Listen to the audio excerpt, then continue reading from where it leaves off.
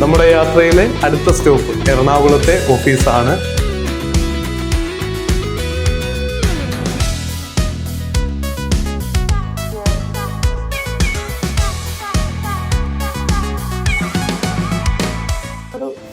എന്നെ കൊണ്ട് പറ്റില്ല എന്നുള്ള ഒരു തോന്നൽ പലപ്പോഴും വന്നിട്ടുണ്ട്. കരഞ്ഞിട്ടുണ്ട് ഞാൻ ഇരുന്നിട്ട്. ഇത്രയുണ്ട് സിലബസ്, ഇത്ര വൈഡാന്നൊക്കെ നമ്മൾ അത്ര ഡീറ്റെയിൽഡ് ആയിട്ട് പഠിക്കില്ല. ആദ്യമായിട്ടാണ് ഞാൻ ഓഫ്ലൈൻ ക്ലാസ്സിലാണ് ഞാനെല്ലാം അതായത് ശരിക്കും പഠിക്കുന്നത്. അതിജീവിച്ചത് ശരിക്കും പറഞ്ഞാൽ ഈ പറഞ്ഞ പോലെ നമ്മുടെ ക്ലാസ്സും സാറും തന്നെയാണ്. സാറിൻ്റെ ക്ലാസ്സിൽ ഓരോ ക്ലാസ്സിൽ ഇരിക്കുമ്പോഴും ആ കിട്ടുന്ന ഒരു എനർജി ഉണ്ടല്ലോ, അതായത് ആ പഠിച്ച ആ സമയം ഓർക്കുമ്പോഴേ ഇപ്പോൾ ഉള്ളതൊരു ഫീലിംഗ് വേറൊരു സന്തോഷം തന്നെയാണ്. എന്നെ കൊണ്ട് പറ്റിയല്ലോ എന്ന് ഓർക്കുമ്പോൾ ഒരു സന്തോഷം അധ്യാപന ജോലിക്ക് മാത്രമുള്ളതാണ്. കാലം എങ്ങനെ മാറിയാലും കുട്ടികൾ മാറിയാലും തലമുറയ്ക്ക് ഒരു മാറ്റമൊക്കെ വരുന്നുണ്ട്. എന്നാൽ അവരെ മനസ്സിലാക്കാൻ പറ്റുന്ന അധ്യാപകരോടുള്ള സ്നേഹവും റെസ്പെക്റ്റും എപ്പോഴും അവിടെ തന്നെ ഉണ്ടാവും. 2-3 പ്രാവശ്യം ചെയ്തെന്ന് കരുതി ഒരു കുഴപ്പവും വരില്ല. ക്വസ്റ്റ്യൻ പേപ്പേഴ്സ് റിപ്പീറ്റ് ചെയ്ത് വർക്കൗട്ട് ചെയ്യുന്നത് ഒരു നല്ല മെത്തേഡായിട്ട് എനിക്ക് തോന്നിയിട്ടുണ്ട്.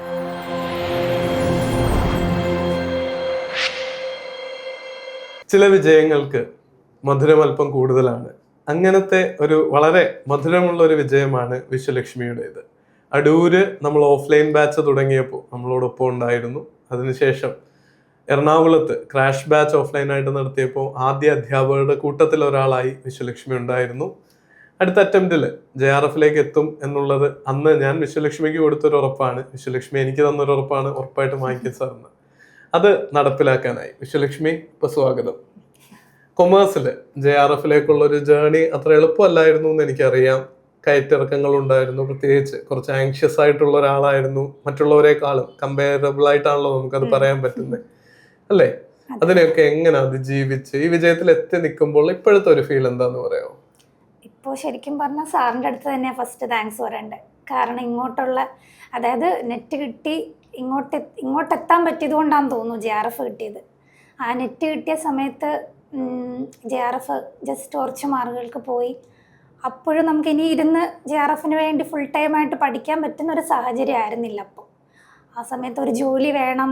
അപ്പോൾ എനിക്കൊരു പേടി അതിൻ്റെതായിട്ടതായിരുന്നു. ഇനി ജോലിക്ക് പോയി കഴിഞ്ഞ് ഇതിന്ന് ട്രാക്ക് മാറിപ്പോന്നുള്ള ഒരു പേടിയിലിരുന്ന സമയത്താണ് സാറിൻ്റെ അടുത്ത് എത്തിയപ്പോൾ സാർ ഇങ്ങോട്ട് നേരെ പറഞ്ഞു വിട്ടു.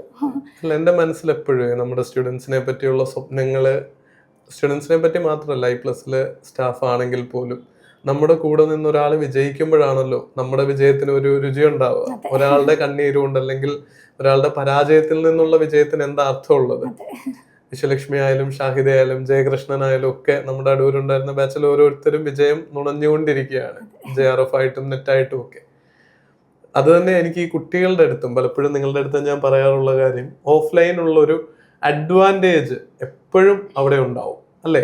ആ ഒരു ഒരുമിച്ചൊരു ഗ്രൂപ്പായിട്ട് വന്നിരിക്കുന്നതും അവിടെയുള്ള ഒരു എൻഗേജ്മെന്റ്, ഡൗൺ ആയി പോയാലും കൂടെ ഉള്ളവരുണ്ട് നമ്മളെ ഒന്ന് സപ്പോർട്ട് ചെയ്യാനും, നമ്മുടെ ആ ഒരു എന്താ പറയാ ഒരു വിഷമമൊക്കെ ഒന്ന് മാറ്റി തിരിച്ച് നമ്മൾ ഇടയ്ക്ക് ഒന്നൊരു ഗ്യാപ്പ് വന്നു പോയാലും വീണ്ടും നമ്മൾ ആ ട്രാക്കിലോട്ട് വരും പെട്ടെന്ന് തന്നെ. ഈ ഓഫ്ലൈൻ ആവുമ്പോൾ ഉള്ള ഒരു പ്രത്യേകിച്ച് ഈ PhD എലിജിബിലിറ്റിയും നെറ്റും ഒക്കെ കിട്ടിയവരോട് ഞാൻ തന്നെ പറയാറുണ്ട്, എറണാകുളവും തിരുവനന്തപുരവും കേരളത്തിന്റെ ഒരു 2 ഭാഗത്ത് നമുക്ക് ക്ലാസ്സുകളുണ്ട്. അവിടേക്ക് വന്നാൽ ആ ഒരു കൂട്ടായ്മ നിങ്ങളെ ഹെൽപ്പ് ചെയ്യും. അതിപ്പം സ്റ്റുഡൻസ് ഓഫ്ലൈനിലേക്ക് അഡ്മിഷൻ എടുക്കാനായിട്ടല്ല, നിങ്ങൾക്ക് വന്ന് എക്സ്പീരിയൻസ് ചെയ്താലാണ് ആ മാറ്റം. ഒരു ഓപ്പൺ ഹാർട്ടോടു കൂടി നിങ്ങൾ പഠിക്കാൻ ആഗ്രഹിച്ച് വരികയാണെങ്കിൽ അതിനുള്ളൊരു എൻവയോൺമെന്റ് I+നോടൊപ്പം ഉണ്ട്. ഈ ജേർണിയിൽ അപ്പ് ആൻഡ് ഡൗൺസ് ഉണ്ടായിരുന്നു എന്ന് പറഞ്ഞു. ഏറ്റവും ബുദ്ധിമുട്ടേറിയ ഒരു സ്റ്റേജ് ഏതായിരുന്നു? ആ ഒരു കടമ്പ എങ്ങനെ വിശ്വലക്ഷ്മി അതിജീവിച്ചു? നമ്മുടെ കുട്ടികൾക്ക് കേൾക്കുമ്പോൾ അവർക്ക് പ്രയോജനപ്പെടുന്ന രീതിയിൽ. ബുദ്ധിമുട്ട് എനിക്ക് ആദ്യം ഈ സിലബസ് ഫുള്ള് കവർ ചെയ്യുന്ന ഒരു സ്റ്റേജിൽ മാത്രമായിരുന്നു ബുദ്ധിമുട്ട് തോന്നിയത്. ഫുള്ള് കവർ ചെയ്ത് കഴിഞ്ഞ് പിന്നെ എനിക്ക് കുറച്ചും കൂടി ഈസായിട്ട് തോന്നി. അതായത് നമ്മളെ തുടങ്ങിയ സമയത്തെ പറ്റുമോ എന്നുള്ളൊരു, അതായത് എന്നെക്കൊണ്ട് ഇതിന് പറ്റുമോ എന്നുള്ളൊരു ഡൗട്ട് ഉണ്ടായിരുന്നു ഫസ്റ്റിൽ. ക്ലാസ്സിൽ വരുന്ന സമയത്താണെങ്കിലും ഫസ്റ്റ് ആ ഒരു 2-3 മാസങ്ങളിൽ ഇത് ഇത്രയുണ്ട് സിലബസ്, ഇത്ര വൈഡാന്നൊക്കെ നമ്മൾ അത്ര ഡീറ്റെയിൽഡ് ആയിട്ട് പഠിക്കില്ല. ആദ്യമായിട്ടാണ് ഞാൻ ഓഫ്ലൈൻ ക്ലാസ്സിലാണ് ഞാനെല്ലാം അതായത് ശരിക്കും പഠിക്കുന്നത്. അപ്പോൾ ഈ സിലബസ് കണ്ട ആ ഒരു ബുദ്ധിമുട്ടായിരുന്നു എനിക്ക്. അതായത് ഇത്രയും പഠിക്കാനുണ്ടല്ലോ എന്നുള്ളൊരു, എന്നെക്കൊണ്ട് പറ്റില്ല എന്നുള്ള ഒരു തോന്നൽ പലപ്പോഴും വന്നിട്ടുണ്ട്. കരഞ്ഞിട്ടുണ്ട് ഞാൻ ഇരുന്നിട്ട്. അതായത് ഇപ്പം നമ്മുടെ കൂടെ ഉള്ളവരൊക്കെ ഓരോരോ ഫീൽഡുകളിൽ അവരുടേതായിട്ടുള്ള ജോലികൾ ചെയ്ത് അവർക്ക് എക്സ്പീരിയൻസ് ആയി അവരിങ്ങനെ വേറെ വേറെ ബെറ്റർ ആയിട്ടുള്ള ഓപ്ഷൻസ് തേടി പോവുക. അപ്പം ഞാൻ പഠിച്ചുകൊണ്ടിരിക്കുന്നതേ ഉള്ളൂ, ഇനിയും ഇത് പഠിച്ചിട്ട് ഇതും കിട്ടിയില്ല എന്ത് ചെയ്യും എന്നൊക്കെയുള്ള കൺഫ്യൂഷൻസ്. പിന്നെ ഒരു ജോലി വേണം എന്നുള്ള, ജോലി അത്യാവശ്യമായിട്ട് നിൽക്കുന്ന ഒരു സ്റ്റേജ്. അപ്പം അതായിരുന്നു എനിക്ക്. എങ്ങനെ അത് അതിജീവിച്ചത് ശരിക്കും പറഞ്ഞാൽ ഈ പറഞ്ഞ പോലെ നമ്മുടെ ക്ലാസ്സും സാറും തന്നെയാണ്. സാറിൻ്റെ ക്ലാസ്സിൽ ഓരോ ക്ലാസ്സിൽ ഇരിക്കുമ്പോഴും ആ കിട്ടുന്ന ഒരു എനർജി ഉണ്ടല്ലോ. പിന്നെ നമ്മുടെ കൂടെ ഉള്ളവരിരുന്ന് പഠിക്കുന്നത് കാണുമ്പോൾ നമ്മളും പഠിക്കണം എന്നുള്ള തോന്നൽ. പിന്നെ നമ്മൾ ആ ബെറ്ററായിട്ട് വരുമ്പോൾ നമുക്കും പതുക്കെ ഒരു കോൺഫിഡൻസ് വരാൻ തുടങ്ങി. അതായത് നമ്മൾ ആദ്യം ടെസ്റ്റുകളൊക്കെ എടുക്കുമ്പോൾ മാർക്ക് കുറവായിരുന്നെങ്കിലും പിന്നെ ഈ പഠിച്ചുകൊണ്ടിരിക്കുന്ന സ്റ്റേജിൽ തന്നെ ടെസ്റ്റുകൾ എടുക്കുമ്പോൾ ഇമ്പ്രൂവ് ആയി വരുന്നുണ്ടെന്ന് മനസ്സിലായപ്പോൾ എനിക്കും ഇമ്പ്രൂവ് ആവാൻ പറ്റും, മാർക്ക് കൂടുതൽ എനിക്കും കിട്ടും പഠിച്ചാലെന്നുള്ള ഒരു റിയലൈസേഷൻ വന്നു. ബേസിക് ആയിട്ട് പറഞ്ഞാൽ പ്രാക്ടീസിലൂടെ ബിൽഡ് ചെയ്തൊരു കോൺഫിഡൻസ് ആണ്. അത് തന്നെയാ ഹെൽപ്പ് ചെയ്യുന്നത്. അതെ, പഠിച്ചുകൊണ്ട് തന്നെയാ കോൺഫിഡൻസ് കിട്ടിയത് എനിക്ക്. അല്ലാതെ ഞാൻ മാറ്റി വെച്ചിട്ടിരുന്ന് വിഷമിച്ചുകൊണ്ടിരുന്നില്ല, ട്രൈ ചെയ്തോണ്ടിരുന്നു പഠിക്കാൻ വേണ്ടിയിട്ട്. എന്റെ അസ്ഥിര ഉദാഹരണം ഉണ്ടല്ലോ അല്ലേ, നമ്മുടെ അരി വേവിക്കണമെങ്കിൽ അടുപ്പിൽ തീ കത്തിക്കാൻ തന്നെ വേണം, പുറത്തിറങ്ങിയിരുന്ന് കരഞ്ഞ് ഞാൻ ഒരു 10 വട്ടമെങ്കിലും പറഞ്ഞിട്ടുണ്ടാവും അല്ലേ.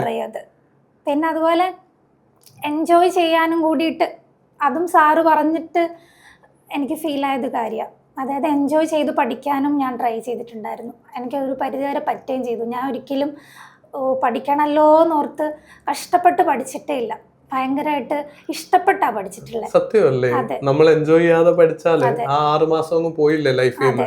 നെറ്റ് കിട്ടുമോ JRF കിട്ടുമോ എന്നുള്ളതിനേക്കാളും നമ്മുടെ ആരോഗ്യമുള്ള ലൈഫിലെ 6 മന്ത്സിന്റെ ഒരു ബ്ലോക്കാണ് നമ്മൾ ഈ നെറ്റ് പ്രിപ്പറേഷന് JRFിലേക്കുള്ള ജേണിക്ക് കൊടുക്കുന്നത്. അത് എൻജോയ് ചെയ്തില്ലെങ്കിൽ ജയിച്ചാലും പരാജയപ്പെട്ട ഒരു അവസ്ഥയാവും ചിലപ്പോ. ഇപ്പോഴാണേലും അത് ഓർക്കുമ്പോഴും സന്തോഷമേ ഉള്ളൂ മനസ്സിൽ. തിരിഞ്ഞു നോക്കും ആ ഒരു, അതായത് നമ്മൾ കഷ്ടപ്പെട്ട് പഠിക്കുമല്ലേ, അതായത് ആ പഠിച്ച ആ സമയം ഓർക്കുമ്പോഴേ ഇപ്പോൾ ഉള്ളതൊരു ഫീലിംഗ് വേറൊരു സന്തോഷം തന്നെയാണ്. എന്നെ കൊണ്ട് പറ്റിയല്ലോ എന്ന് ഓർക്കുമ്പോൾ ഇതൊരു കുഞ്ഞു വിജയം കേട്ടോ. മുന്നോട്ടുള്ള വലിയൊരു കരിയറിലെ ഒരു പടി മാത്രമാണ്. ഇനിയും ഡോക്ടർ വിശ്വലക്ഷ്മി ആവണം, അത് കഴിഞ്ഞ് അസിസ്റ്റന്റ് പ്രൊഫസറും ഒക്കെ ആയി ഇതുപോലെ ഒരുപാട് പേര് പല വീടുകളിലും സ്ഥലങ്ങളിലും ഇരുന്ന് പറയണം, ടീച്ചറാണ് എൻ്റെ ഇൻസ്പിറേഷൻ, ടീച്ചറിന്റെ മുഖം കൊണ്ടല്ലേ, ടീച്ചറെ പഠിപ്പിച്ചിട്ടാണ് എൻ്റെ ലൈഫ് ബെറ്റർ ആയെന്ന്. നമുക്ക് ഒത്തിരി പേരൊന്നും വേണ്ടെന്ന്, ഒരാള് പറഞ്ഞാലും നമ്മുടെ ലൈഫ് വൃത്തിയായില്ലേ. ഇപ്പൊ ഞാനൊരു സിസ്റ്റത്തിന് മുന്നിലിരുന്ന് ഞാൻ ഒരു ജോലിയുടെ മഹാത്മ്യം കുറച്ചോ കൂട്ടിയോ പറയല്ല, എങ്കിൽ പോലും അധ്യാപന ജോലിക്കുള്ള ഭയങ്കര റിവാർഡ്.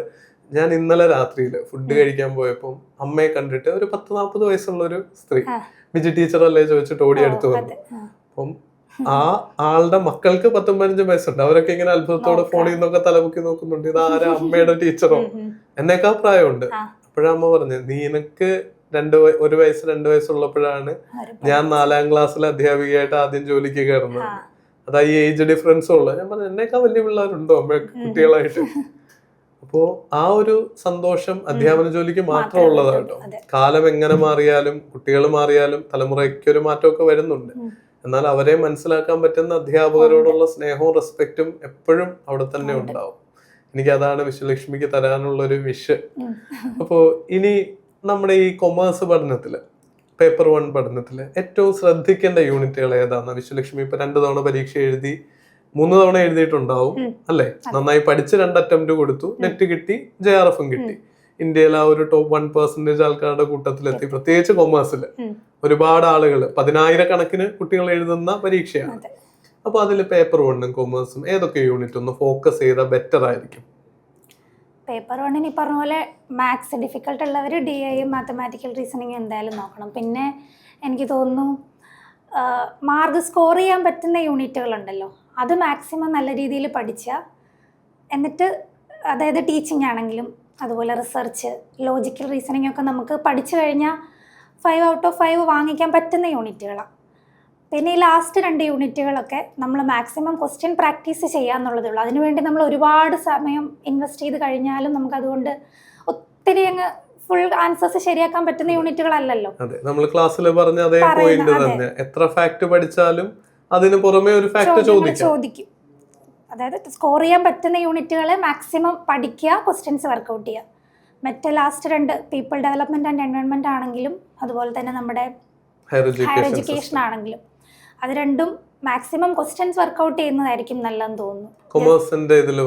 കൊമേഴ്സിന്റെ എനിക്ക് തോന്നുന്നു എല്ലാവരും സ്കിപ്പ് ചെയ്യുന്ന പോർഷൻസ് ആണ്. ടാക്സ് ആണെങ്കിലും ലോ ആണെങ്കിലും അതുപോലെ തന്നെ ഇപ്പോൾ ബിസിനസ് ഫിനാൻസ് ഒക്കെ ആണെങ്കിൽ എല്ലാവരും പൊതുവെ പ്രയാസമാണെന്ന് പറയുന്ന ഏരിയാസാണ്.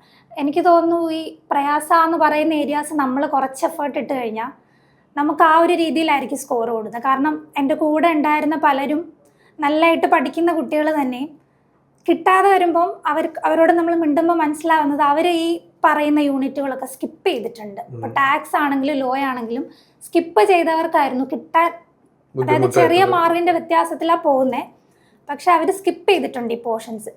ഒരുമാതിരിപ്പെട്ട ഒരു ടാക്സ് ഒക്കെ നമുക്ക് മറന്നു പോകാൻ ഒത്തിരി സാധ്യതയുള്ള ഒരുപാട് വൈഡായിട്ടുള്ള ഏരിയ ആയതുകൊണ്ട് തന്നെ പഠിച്ചാലും ഓർക്കില്ല എന്നൊക്കെ വെച്ചിട്ടായിരിക്കും എന്താണെന്നറിയില്ല അത് സ്കിപ്പ് ചെയ്ത് കളയുന്നത്. അപ്പം എനിക്ക് തോന്നുന്നു ആ ഒരു യൂണിറ്റുകളിൽ നിന്നാണ് നമുക്ക് മാർക്ക് സ്കോർ ചെയ്യാൻ പറ്റുന്നത്. പഠിച്ചു കഴിഞ്ഞാൽ മാർക്ക് സ്കോർ ചെയ്യാനും പറ്റും. എല്ലാവരും പഠിക്കാത്തയും കൂടി പോർഷൻസ് അല്ലേ, അപ്പം നമുക്ക് ആ ഒരു മുന്നിലോട്ട് വരാൻ ആ പോർഷൻസ് എല്ലാവരും സ്കിപ്പ് ചെയ്യുന്ന പോർഷൻസ് നമ്മൾ പഠിച്ചു കഴിഞ്ഞാൽ നമുക്ക് കുറച്ചും കൂടി എല്ലാരെ കാട്ടി മുന്നിൽ വരാൻ പറ്റും എനിക്ക് പ്ലസും എപ്പോഴും പറയുന്ന ഒരു കാര്യം ഫോക്കസ് ഓൺ യുവർ വീക്ക്നെസ് എന്ന് പറയുന്നത്. കാര്യം സ്ട്രോങ് ഏരിയ ഇംപ്രൂവ് ചെയ്യാൻ എടുക്കുന്നതിന്റെ ഒരു പകുതിയോ 4/1 എഫേർട്ട് എടുത്താൽ വീക്ക് ആയിട്ടുള്ള ഏരിയയില് 2-4 ചോദ്യങ്ങൾ അധികം ശരിയായ JRF എത്തും.